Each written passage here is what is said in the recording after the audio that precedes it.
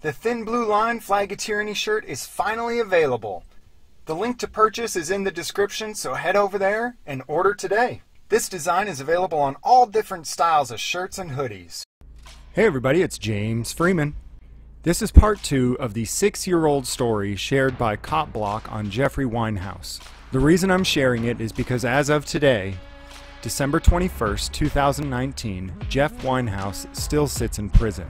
I'm sharing this part of the story from this 6-year-old story because I feel that it's important to show you what the official story was back then and what the information showed at that time as opposed to what it shows today.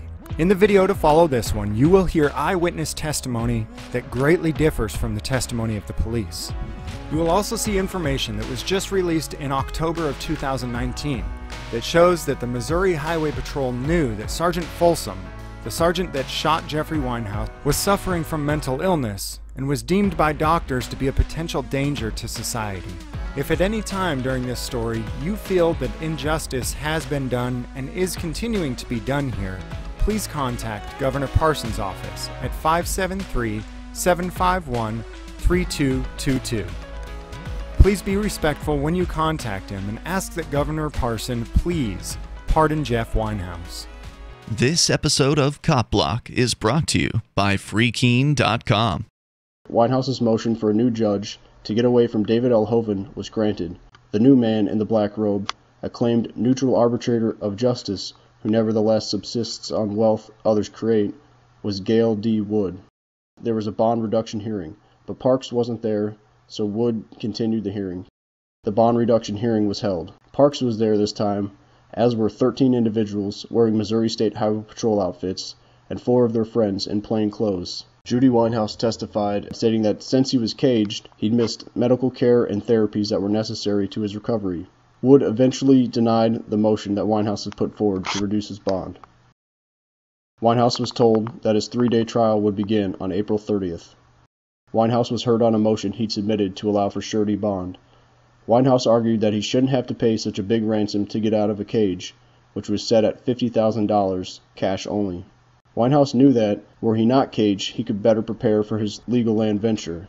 His motion was later denied. Prior to exiting his vehicle on September 11th, Weinhaus had called his ex-wife, who had recorded the call. On January 17th, Cop Block posted this audio clip that was leaked, which disclosed some major inconsistencies with a press release about the incident. Concise as it is, the press release is one of the only pieces of information about Folsom's shooting of Weinhaus that's since been released by the Missouri State Highway Patrol. In it, Sarah L. Eberhardt claims that the troopers issued verbal commands for Weinhaus to move his hands away from his pistol.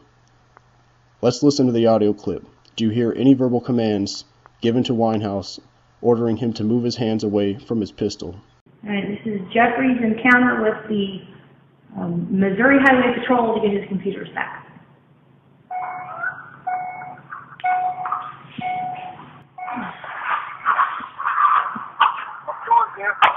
Good, how are you? You got the gun? Why I got the gun? What you got the gun for? Alright, well, I'm off the right there. Get off the ground. Get down on the ground. You have to shoot me, man. You heard his car door. They exchanged pleasantries. Aside from their report, they did not ever tell him to take his hand away from a weapon. They never told him to drop a weapon. They never told him he was under arrest. They never told him any of that. They just, hey, what do you got the gun for? What do you got the gun for? They were exchanging pleasantries, you know. I mean, like I said, they all knew each other. After the shooting, Weinhaus's ex-wife put the audio clip on his Facebook wall. Though she took it down almost immediately afterwards, she was soon visited by Mike Houston of the Missouri State Highway Patrol, who wanted to confiscate her computer. After some back and forth, the computer was used at a college campus. Houston made at least 6 copies of the audio and left. The following day, when Weinhaus's attorneys made the 4-hour drive each way to get a hard copy of the audio for themselves, they were trailed by Missouri State Highway Patrol vehicles the entire way. It seems pretty clear, based on other attempts to solicit information. Custodian of Records Office, this is Denise. Can I help you? Until the case has actually gone through court and is disposed of, we could not release that from this office. That the Missouri State Highway Patrol investigators would prefer that such objective documentation of the incident not exist outside their ability to censor. When on the road with the Cop Block tour, in-person attempts to follow up on Weinhaus's situation were stonewalled. Personnel at Troop I headquarters in Rolla, Missouri, where Folsom and Mertens work from, would not comment. It's in reference to the Jeffrey Weinhaus incident from September 11th. If that's what it's a reference to, this is what we need to give you. These are the people that you need to contact reference that incident. And this is what we've been told to tell anybody with the investigation. We're not going to be answering any questions or comments about this case. I'm going to direct you again, as we've been directed by the prosecuting attorney. If you have any questions, just contact him. Crane, Kinley, and Wisecow pointed to a memo that said they cannot release any reports or comments on this case, and directed all questions to Robert E. Parks, the same Parks who notarized the search warrant of Winehaus's property, and who is now acting as prosecutor in his case. Okay. Good day. Why would Parks, who's working to cage Weinhaus, be the gatekeeper of information related to the investigation? It sure doesn't seem like he has any incentive to be impartial. Still, a visit was paid to Union, Missouri, to the Franklin County Courthouse to speak with Parks. Only he wasn't having any of it. In fact, he said he would not comment on the case until the conclusion of the trial. Just how then is one to get information related to the incident? This is an active case, so there's nothing that I can discuss with you at this time until after it's resolved. And do you know when that'll be? Like, you mean until after the trial? Right. In late April? Right. Definitely, I can't comment on the case till after the trial is finished. Okay. You don't see a conflict of interest, the fact that the investigation is... Thank you very much. Well, I'll walk with you to court. I'm heading down myself, but you don't see a conflict of interest, the fact that the investigation was done by Troop C employees, the same outfit for which the shooters work for? I hope if you have a change of conscience, you'll check out our post, copblock.org/Jeffrey Weinhaus. It has some info on there, just trying to make sure people don't get away with stuff because they have badges. Personnel working for the Missouri State Highway Patrol Troop C office in Weldon Spring, where those who supposedly investigated the September 11th incident worked from, also remain tight-lipped. Do you see where I'm saying that doesn't make sense? I kind of see myself in a catch-22. I talk to the police, and they tell me to go, that they were instructed by the prosecuting attorney to see the prosecuting attorney for information, and I go to him, and he tells me, I'm not telling you anything. What would you do? Well, I think what the prosecutors told you from what Peter just said is, at some point, I will release some information. I had never heard Peter say that the prosecutor said, I will never release information. He said at some point. So that's kind of where we are. So there's a difference between never and at some point. And so that's kind of where we are. We don't have the answers to it. They're in that report, and the prosecutor has it, and he has requested that all media inquiries and all questions from anybody, any member of the public, are sent to his office. Johnson, Wolf, and none other than Al Northrum, the public information officer who you earlier saw had hung up on a caller in September, would not share any info. And if you guys think of any other info you want to share, there's a submission tab at CopBlock, or you can message me at pete@copblock.org. I'm definitely trying to bring about some justice in this and other situations. So, very good. All right. Do these interactions make sense? Do they align with the lofty tenets claimed by the Missouri State Highway Patrol? On February 21st, Weinhaus had another hearing to try to get surety bond, to lessen the ransom so that he could be freed to better prepare for his trial. Keep in mind that while caged at Franklin County Jail, he's allowed only 2 15-minute visitations per week. This motion was denied. However, at the hearing, some new information came to light. Parks stated that Weinhaus's August 16th video had caused the governor's office to call a colonel in the Missouri State Highway Patrol and request an investigation. Is the Missouri State Highway Patrol supposed to be at the beck and call of the governor? Is it correct that the hierarchy of the Missouri State Highway Patrol, there's one colonel that's Mr. Replogle? Is that correct? Mm-hmm. There's only one colonel at that outfit, Ronald K. Replogle, yet he denies having any recollection of such a call. Also at the hearing, Weinhaus disclosed that on September 11th he had a camera recording from his vehicle. He questioned, why don't they have video? But that went unanswered.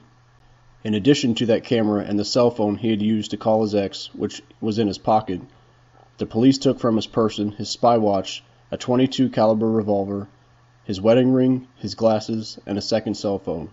On February 22nd, Weinhaus received a letter response from Gary F. Tolke, sheriff of Franklin County.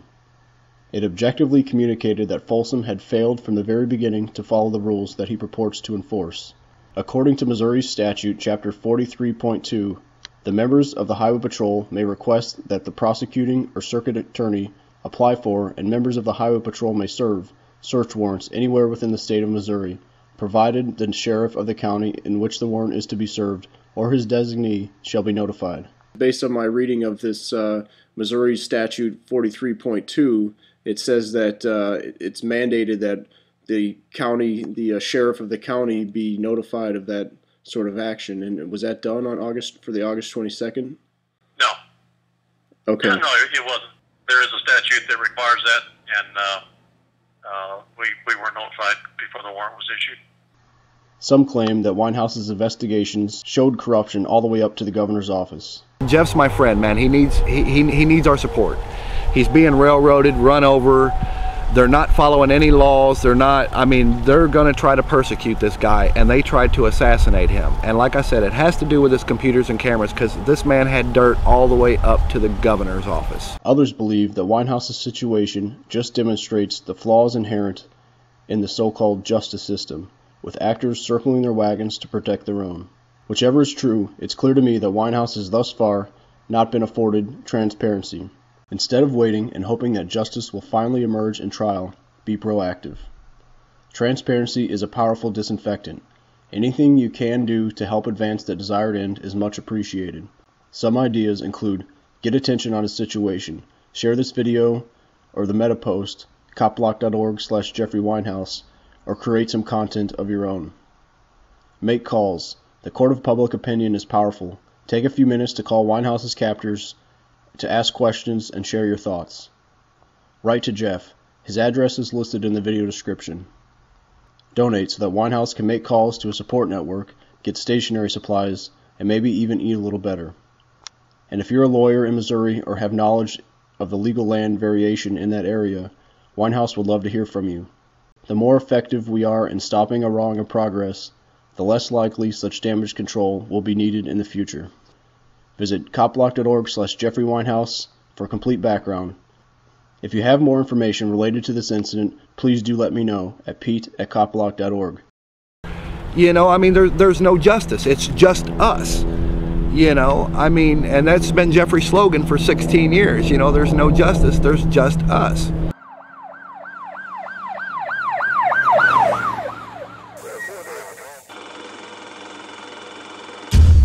As of December 21st, 2019, Jeff Weinhaus still sits in prison, convicted of assaulting the officer that assaulted him.